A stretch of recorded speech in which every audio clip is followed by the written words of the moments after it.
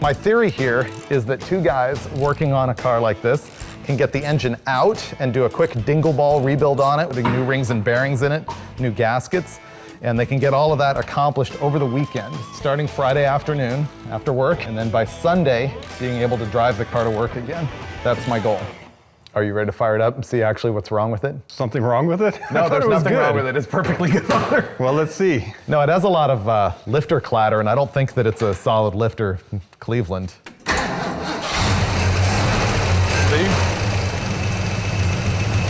It sounds pretty good to me. By Roadkill standards, this is like new. It does that. Isn't that annoying? So yeah, we're about to break the seal and ruin it.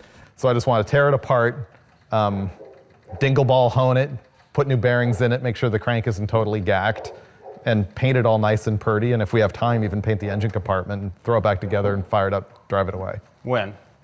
By the end of the weekend. All right, sounds reasonable. I've never done a Cleveland before. Kind of looking forward to it.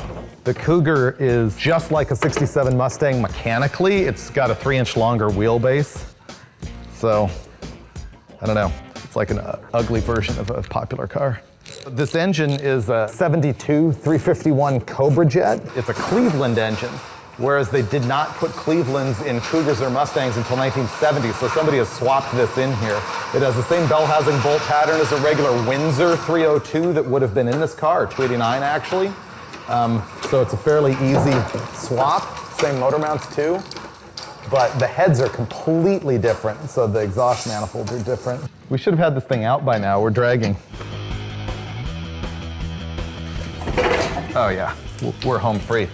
See, you can tell by the way the water's hitting the ground. Yeah, that's how you can tell. Yeah, Right? It's usually the key.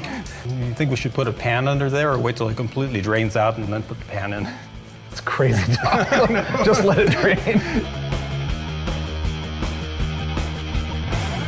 Well, the extraction took longer than it should have, but it was way too easy, which means we're gonna have a huge problem putting it back in. We're pretty much on schedule right now. Still Friday evening. Hopefully we don't have any burnt valves though. I know, that's what I'm worried about. We'll see. That and Ring Ridge. I didn't really hear it misfiring though. No. You really want to back these out a little at a time, but yeah, we're swapping it out anyway. Assuming the parts we got are correct, don't jump to conclusions. Clutch looks like brand new. It does. What's up with that? I don't know, let's look at the disc. Oh wow, that flywheel's all heat checked to the max. This lobe is completely destroyed. You can see right here how the top of this is virtually round and has a wear mark, and you can feel it. See how the one next to it actually has a sort of a point to the lobe and that one does not. And that change in height in the lobe is what opens and closes the valves. Junk. The end of the first day, we got the engine out of the car and everything is gutted on it, and there's a lot of good news and bad news. The good news, closed chamber Cleveland heads. Bad news, they're garbage. What's gonna burn us tomorrow is I didn't get cam bearings and those have to be replaced. The rest of the night's just gonna be a whole lot of cleaning and then painting tomorrow when it's not as freezing cold. Since the last time you saw us here trying to drag start the car out front, which was complete redneck butchery, we've actually put this thing together pretty right. We made sure we had power to the ignition, set the ignition timing, fixed a massive fuel leak that I'm glad we didn't burn ourselves to the ground last time. And we've got gas in the carburetor, so it's gonna fire right up, right? Well, yeah, if you got the right size flywheel in it this time. I think so. Yeah, you wouldn't make that mistake twice, would you?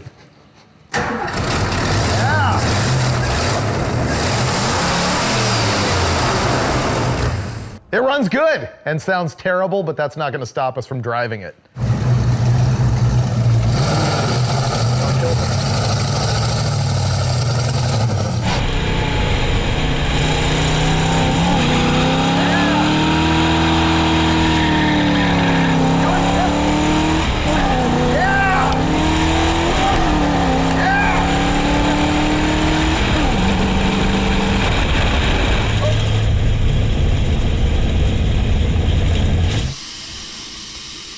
The radiator leaked really, really bad. Fortunately, it did not overheat though. I'm trying to C-clamp it together so it'll hold water long enough to go do burnouts for your entertainment.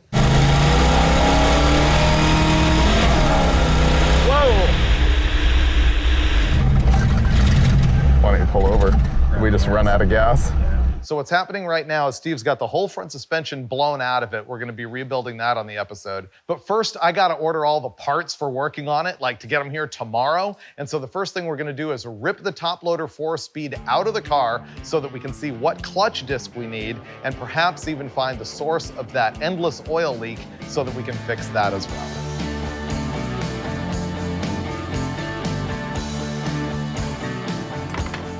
That's it.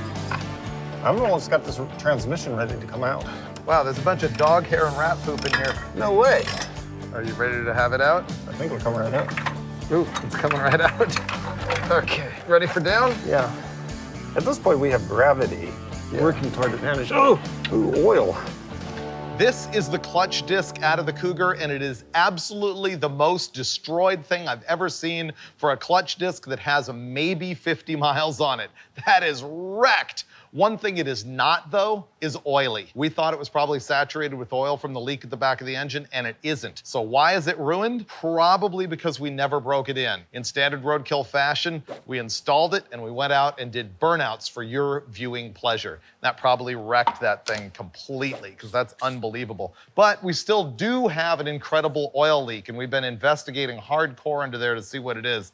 This is the mid plate that goes between the bell housing and the back of the engine. And by looking at it, we can see really carefully some witness marks of oil leaks on this thing. And it's either coming from the cam plug, which is about right here on the back of the engine, or from the oil pan gasket immediately at the back of the engine, right under the rear main seal.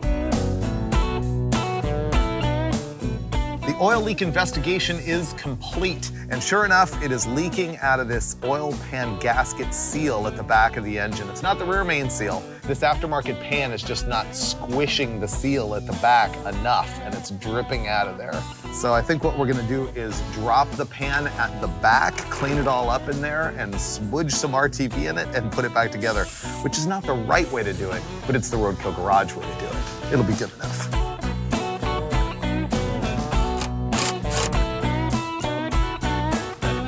You'll often find these cracks, and if you were doing a restoration on the car, you would probably cut that out and replace that shock tower. But we're gonna go with a field repair and just weld this up. I'm gonna start by wire brushing the paint to prep for welding, and that'll last a good long time.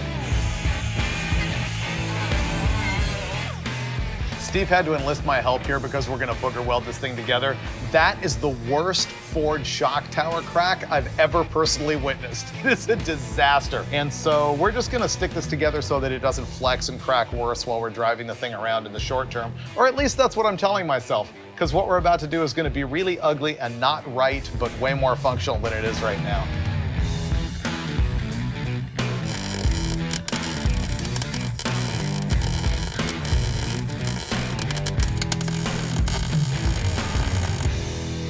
See that?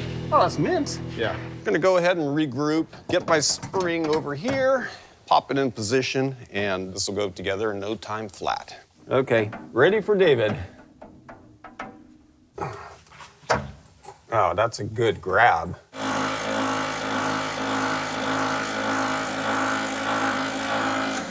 That might be enough. Let me see if I can get this hanger in there.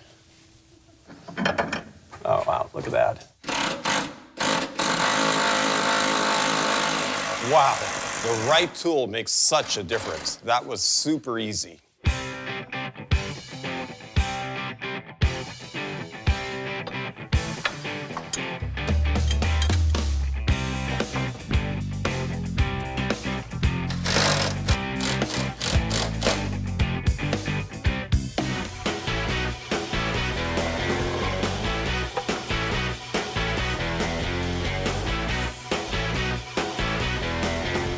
Okay, that's the drive shaft getting in position. All I've got to do is tighten up a couple of U-bolts and the drivetrain is installed.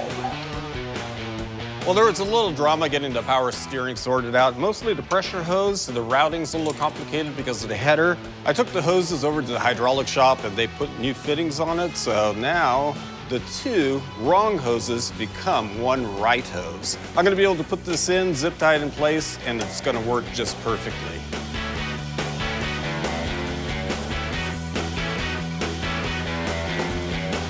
We installed a new clutch because our first one was slipping.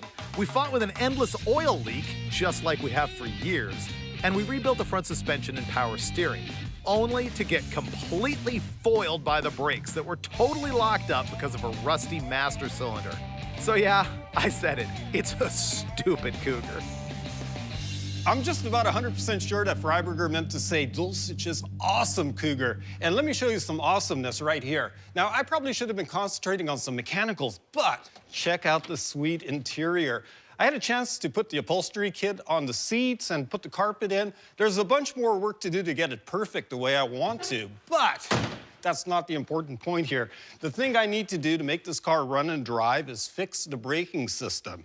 Now, this is the master cylinder I got for it. This is made for front disc brakes, so it doesn't have a residual pressure valve in the front brake port. So that's gonna fix the problem because the residual pressure valve for a drum brake setup will cause a drag with the disc brakes. And it's brand new, not 50 years old. So we're gonna be putting that in. In the back, we're just gonna rebuild the rear drum brakes. I've got new shoes, I've got new wheel cylinders, we have a spring kit, and I've got new brake drums. We're gonna check all the lines, blow them out, make sure they're all clear, and then hopefully get this thing started up and hit the road.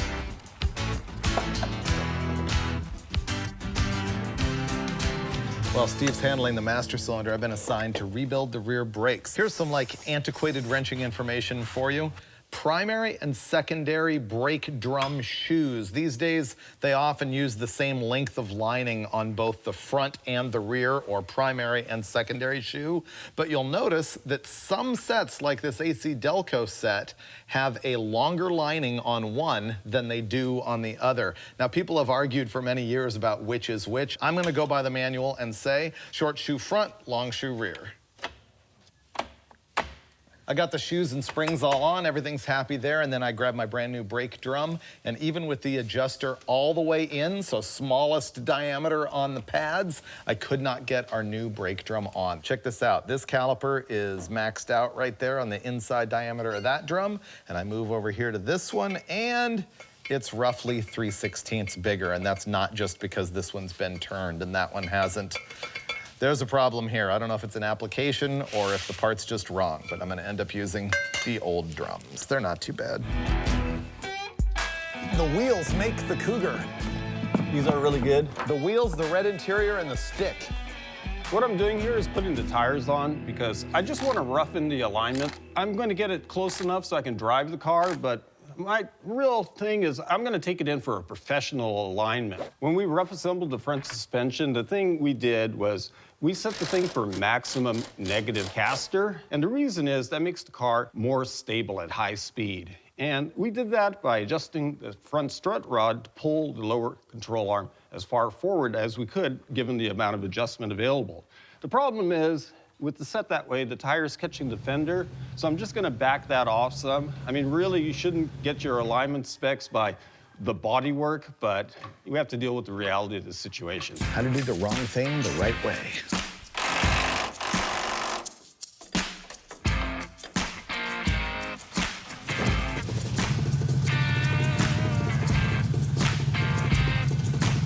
What do you think?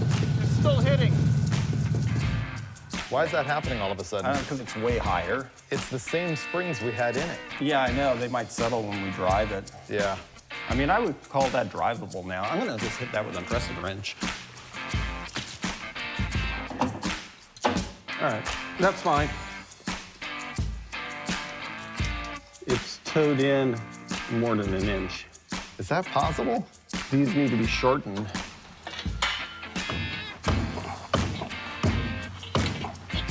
Close enough for government work? As you know, though, the windy mountain road is not what the Cougar is actually famous for. No, what is the Cougar famous for? The woods, the trees, the forest? The bank shift. The bank shift? Yeah. Yeah, I'm actually liking this Cougar handling. I feel like Dan Gurney.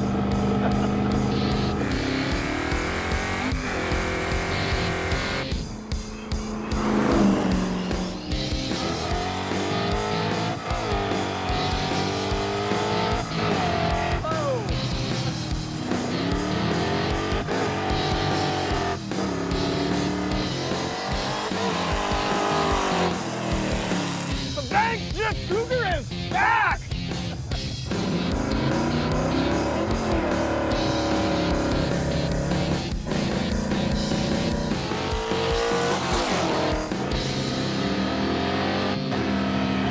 Oh, broke something. That's the drive shaft. I ripped the drive shaft out of this sucker. Not good.